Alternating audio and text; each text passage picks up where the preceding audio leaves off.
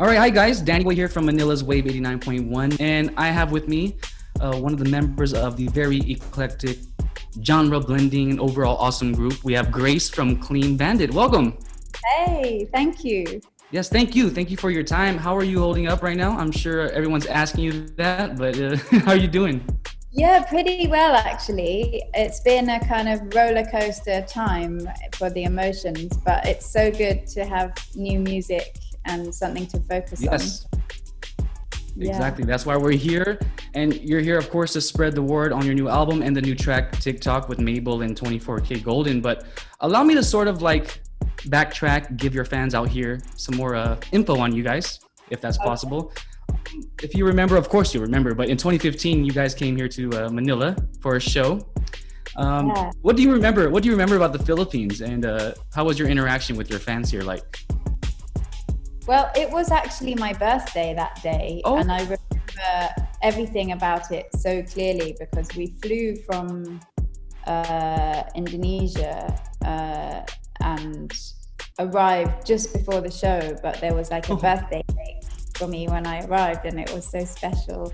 And then the concert, the club was quite interesting. I remember there were like robots just before us. Yes.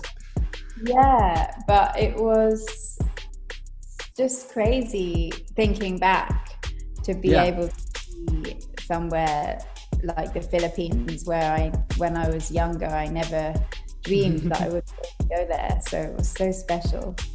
Pretty cool. And I'm sure the weather out here really affected you guys. It was so humid, right? Yeah, it was really hot. But it was a great show.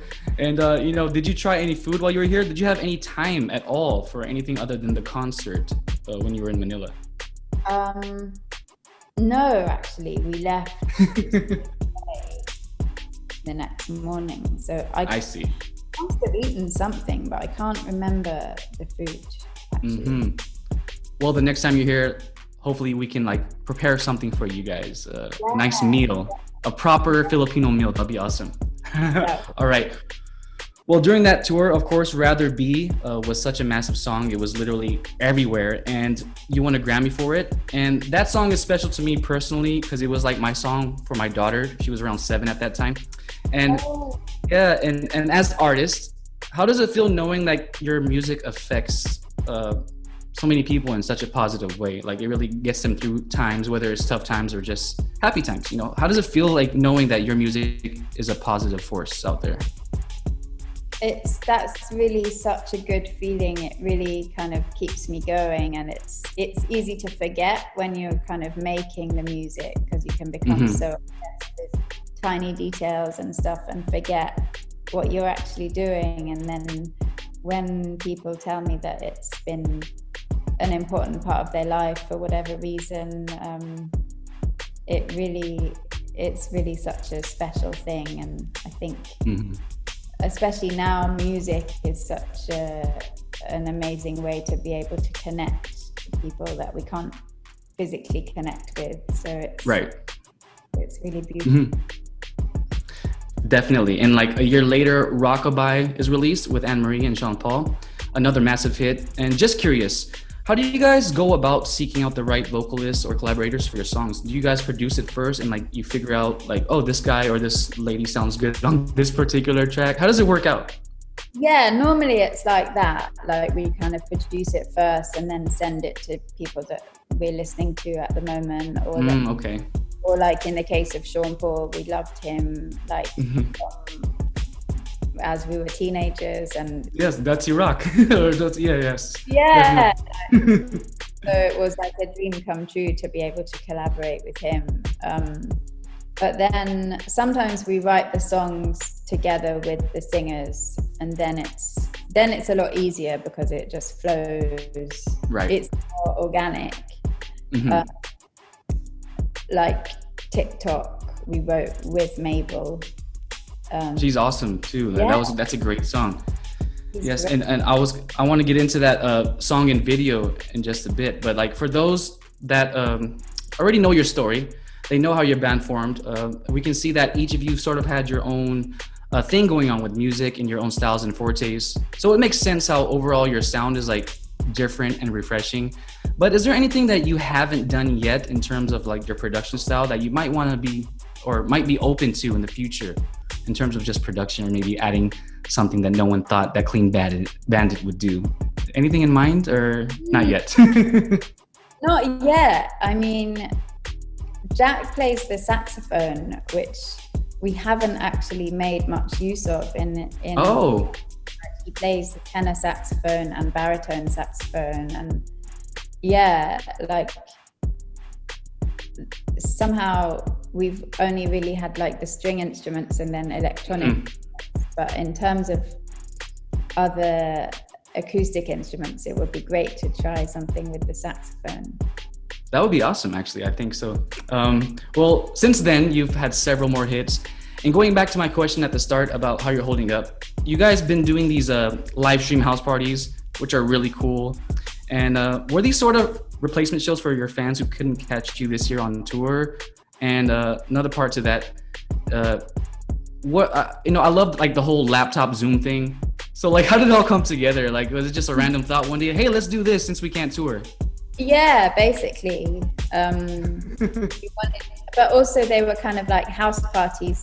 It was kind of a way like for us to feel like we were in a party, even though it was just the three of us, but to be able to like be experiencing the same music with so many people across the world at the same time, creating that feeling of unity. And I think for me, the hardest thing about the pandemic was the isolation, and oh yeah, it was actually so beneficial for me to be able to like know that other people are dancing to the same sounds as us at the same time. So it was just like fun DJ sets.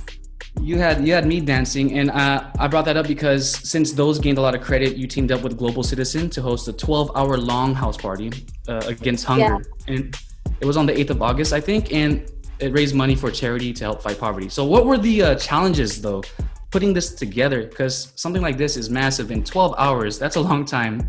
And on top of that, how fun was it for you guys to do that? Yeah, well, it was great because lots of friends of ours, DJs across the world, did their own sets, and we just did the first and the last hour. Right. So it was like this whole journey, and within our hours we had many guest artists from London who kind of popped up and sang their own singles or some of our singles. And that felt really good to be able to kind of connect with so many other artists, but also to be raising awareness for Global Citizen, who are doing this incredible fight against poverty and hunger that, you know, has seen such a huge rise as a result of the pandemic. Yes, definitely. Yeah, it's a great thing. And shortly after that Clean Bandit Global Citizen event, you announced a new single, TikTok. All right. It has Mabel and 24K Golden. And to those who haven't heard it yet, can you describe the track and the creative process behind it? Just a few words, if you will, about the background of the song, how you created it. Well, we wrote the words and the melodies and stuff in December. Mabel came to our studio, and it came together really easily. And then she recorded her vocals straight away. So we had that to kind of play with. And then when the pandemic hit, we just had all this time to like work on the production and just really focus on experimenting with different sounds. And we tried various different speeds actually, and that really determined like totally different vibes. And once we'd settled with this vibe, it was kind of we wanted to add like another vocalist, like with a kind of more like faster rapping tone across 24K Golden, who we didn't know before the pandemic, but heard it and thought, wow, this is really fresh, like his energy and his vibe. And we were so happy that, well, we emailed it to him and he liked it and he just kind of jumped on it immediately, and that was all easy and so exciting, because we've never really done it like that before, where we've not met the vocalist in person, because interesting. We were obviously couldn't fly there to. Yeah. I was gonna ask you about that. How did you guys link up? So you answered that for me, because he's from the Bay Area, California. I get the Mabel connection, the UK connection there, but I loved how you all sound together, because when I first saw the artwork or the promo for the song, I haven't heard the song yet, and I saw his name there, I was like, oh wow, that's interesting. I wonder how it's gonna sound. And it's an amazing song, and the video has been out for a few weeks. It's making a lot of noise out there, and I love the visuals. And what was the whole concept of the video? Can you kind of because I know there's different scenes where it kind of looks like I don't know, not a video game, but can you explain what was the concept? I can't put my tongue on. I can't. I can't find the right words. But it's kind of like, because this song is about obsession, but it's a little bit dark, because it's like being consumed by thoughts about another person who it might not be like that healthy. In the video, we wanted to portray a feeling of obsession, but in a more light-hearted way. So we were trying to things that we each are obsessed with or that we love. I see. The popcorn. Right. The tub of popcorn, which looked fun, actually. Yeah, that was fun, but not very comfortable. Oh yeah, I can imagine. Crunched when I lay in it. Hopefully it was butter-free. It was like plain popcorn, so it wasn't? No, it was salty, just plain. Okay. But, so the whole obsession thing, I just now that you say it, I noticed like the angles through the circular windows, kind of like a stalker looking through the window. Yeah. And also I just now realized that. the windows, they're kind of like supposed to be part of the clock as well, like they're like a clock face, and the clock, we're kind of all supposed to be inhabiting this pink cuckoo clock, and that idea is about the relentlessness of time and that kind of constant entrapment, I guess. Right. It's amazing. I love it. We have it here on our local station, Wave 9.1. People, you guys can vote for it now for the Daily Top 10 on Twitter, and of course on Global Mix Radio, you can ask for it.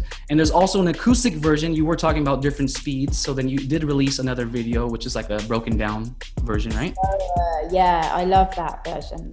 Yes, I love them both.